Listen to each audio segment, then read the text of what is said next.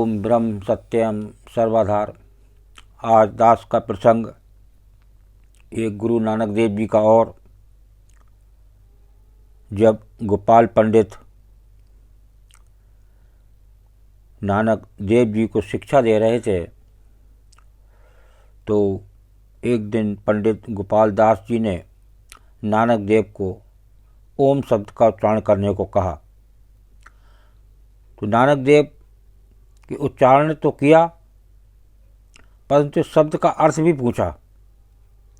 उसके प्रश्न को सुनकर पंडित गोपाल दास चकित रह गए। एकाएक वे कोई उत्तर न दे पाए। बाद में कुछ सोचकर बोले कि ओम उस परम पिता परमात्मा का नाम है जो हम सबकी रक्षा करता है तथा हम सबका पालन करता है।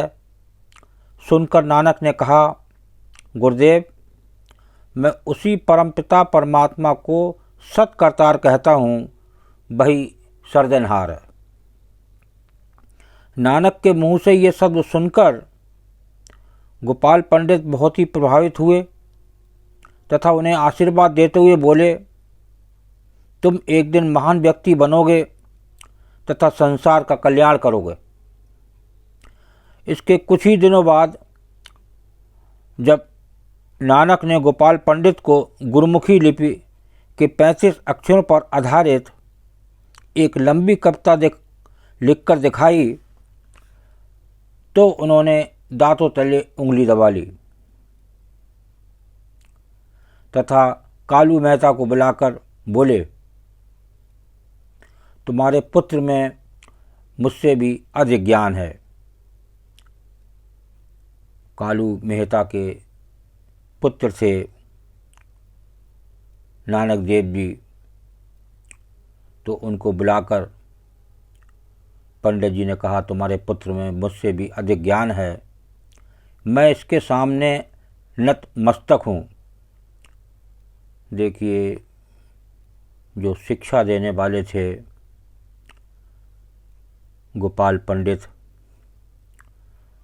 वो नानक देव जी के सामने बताया कि मैं इनके सामने नतमस्तक हूँ। जो कुछ मुझे आता था मैंने इसे पढ़ा दिया। अब ऐसा कुछ नहीं बचा जो मैं इसे पढ़ाऊँ। अंत में गोपाल दास जी ने उनके पिता से, कालू मेहता से कहा कि अब मेरे पास कुछ ऐसा नहीं बचा जो इन्हें मैं पढ़ाऊँ। कुछ बातें देखकर, उनकी सुनकर वो बहुत चकित हुए कि ये कोई बिरला संत ही हो सकते हैं जो शुरू से इतना ज्ञान है। तो ये जब छोटे कृष्ण जी भी थे तब भी इसी प्रकार की घटनाएं देखने में आती थीं। तो जो सत्पुरुष होते हैं वो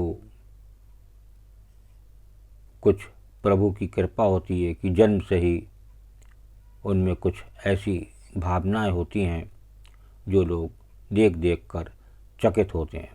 ओम ब्रह्म सत्यम सर्वधार। दास का अगर ये चैनल अच्छा लगा हो तो इसे सब्सक्राइब करें, बेल प्रेस करें, लाइक करें, शेयर करें ताकि आगे आने वाला वीडियो सर्वप्रथम यूट्यूब में मिले। ब्रह्म सत्यम सर्वधार।